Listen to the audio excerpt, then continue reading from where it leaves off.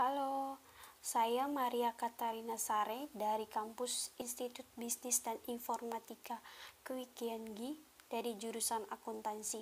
Dari video ini saya akan menjelaskan materi tentang manajemen asuransi.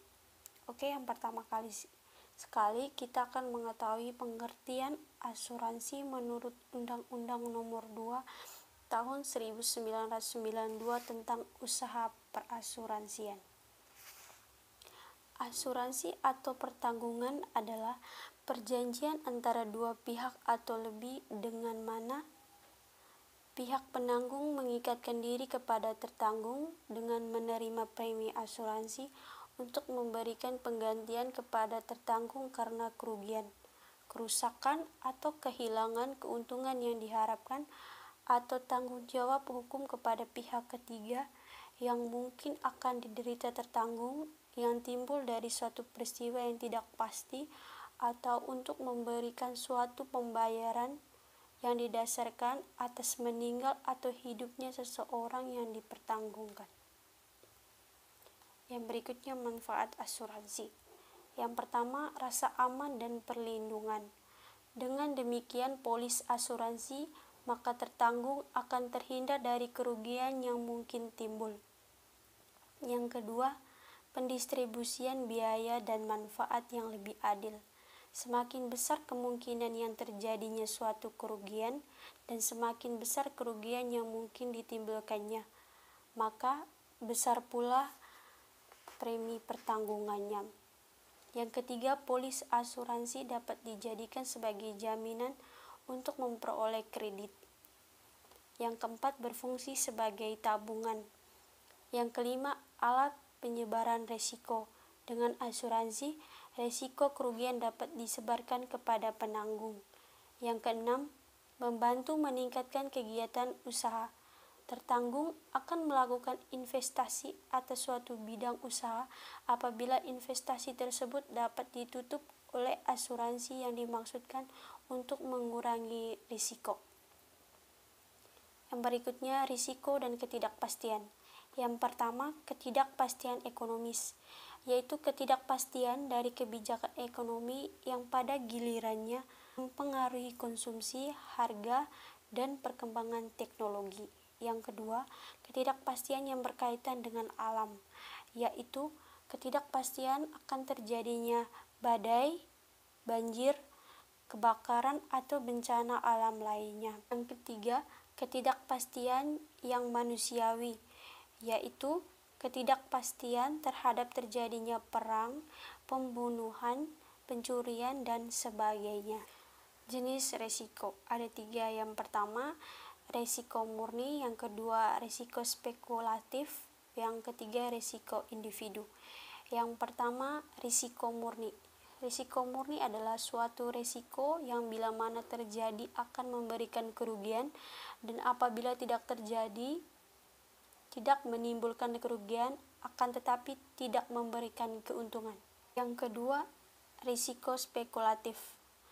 Risiko spekulatif adalah risiko yang berkaitan dengan terjadinya dua kemungkinan, yaitu peluang mengalami kerugian finansial atau peluang memperoleh keuntungan.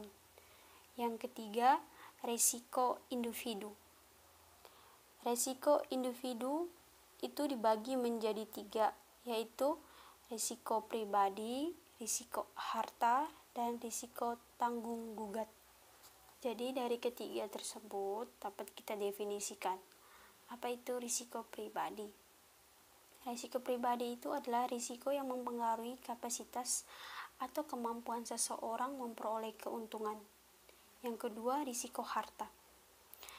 Risiko harta adalah risiko terjadinya kerugian keuangan apabila kita memiliki suatu benda atau harta, yaitu adanya peluang harta tersebut untuk hilang.